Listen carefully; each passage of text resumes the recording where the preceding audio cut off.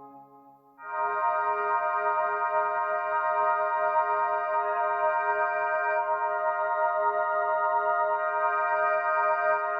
afternoon. My name is Ralph. I'm here with Grace in Dunrobin, near Ottawa, Ontario. We've had an interesting event here last night, a natural occurrence, and here we are in Grace's asparagus garden. How are you, Grace? I'm very well, thank you. I wonder if you could tell me what you have in this tall building behind you here. Well, that is a lightning rod that we had on, but I don't really think it works anymore. Well, lightning rods have an interesting way of working. You think it causes a strike somewhere else instead of drawing the electricity. However, what it may do is pull the negative electrons out of the air, and since lightning follows the easiest path and wants to follow other electrons, you may have created a field with your lightning rod where lightning may not strike.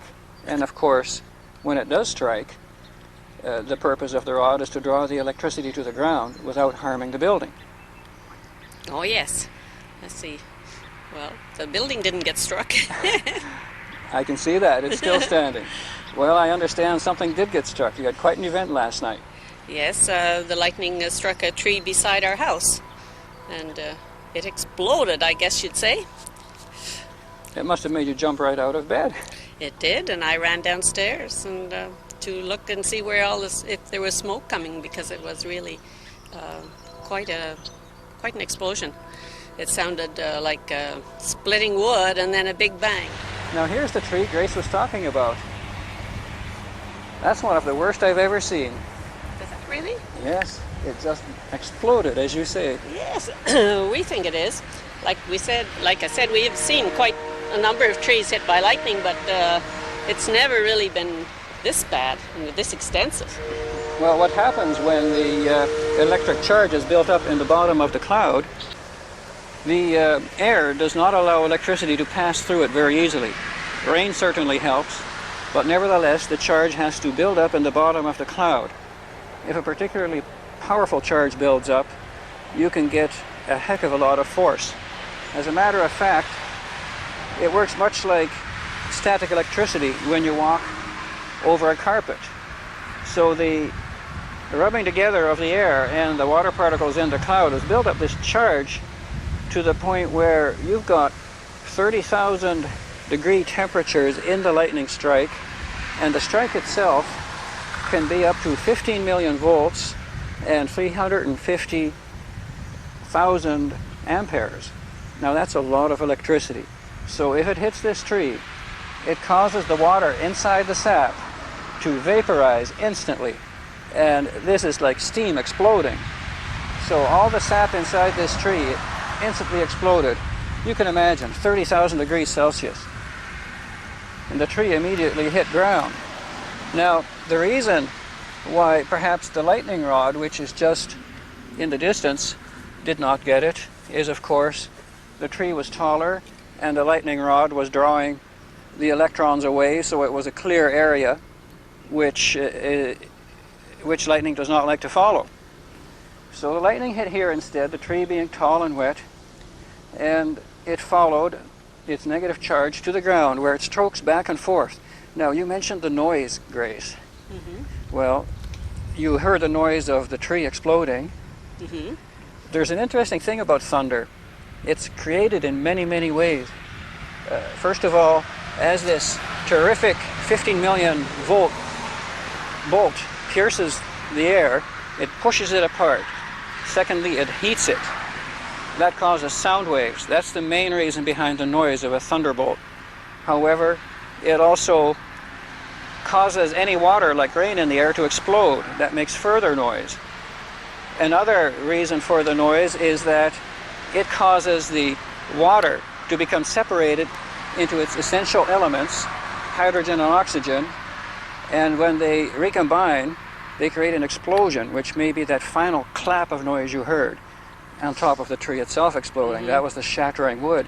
Mm-hmm. It's interesting that you heard an explosion after the shattering wood. That might have actually been the hydrogen and oxygen combining. Well, I was pretty scared then. Yes, that was possibly the final clap of the hydrogen and oxygen combining. Now, I can add to this an interesting side thought. As I mentioned, the water is broken up into hydrogen and oxygen. Another element, or molecule actually, is created when lightning passes through the air, and that is ozone. You might even notice did you notice the sharp smell of ozone when, I guess it didn't create enough ozone for you to melt. Maybe you weren't worried about smell, you were worried about the house collapsing. That's right. That's right. Well, I think the ozone that the millions of lightning storms around the Earth does create helps fill up this ozone gap that's being created by our fluorocarbons and our other chemicals, mostly chlorine chemicals that are going into the atmosphere. So we are damaging the ozone layer with our chlorine and our fluorocarbons, and lightning strikes, not so much strikes, but lightning bolts traveling through the air are one of nature's main ways of recreating the ozone. And let's just hope we can have enough lightning storms. as long as they don't strike outside your bedroom window, Grace. That's right. I want to ask you a question too. I have seen lightning strike trees, and they've caught on fire, actually, even if they're sitting in water. Now, why didn't this tree, say, catch fire when such an explosion? Well, trees will catch fire even if they're wet, because at 30,000 degrees Celsius, you've got enough heat to do it. However, lightning behaves differently at different times, and if the heat did not stay in the tree long enough for it to catch fire, for example, the ones that catch fire, the lightning flows through it and does a slow burn. This thing didn't have time for a slow burn. No. It blew up. That's true. That may be your simplest answer. The fact it didn't have time for a slow burn, it blew up instead, and any fire literally blew itself out. I have a question for Grace. Grace has worked in different hospitals in North America. It's okay, Ralph, you can just point up a microphone here, just point it. Different hospitals, and have you ever heard of a person being hit by lightning? And if you have, what's the cure for such a thing if they lived? Oh yes, people get struck by lightning. Well, it's very, some of them die. In fact, most of them die. Especially, the one thing that people do that they really shouldn't do in a thunderstorm is head for a tree. And golfers in particular are very prone to do this for some reason, and they have the metal club in their hand, and they really get a good jolt, and some of them die, for sure. I guess we could see why you should not head for a tree, Grace. No, that's right.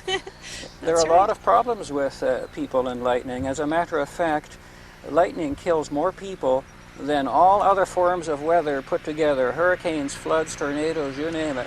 Lightning kills more people than any other form of weather.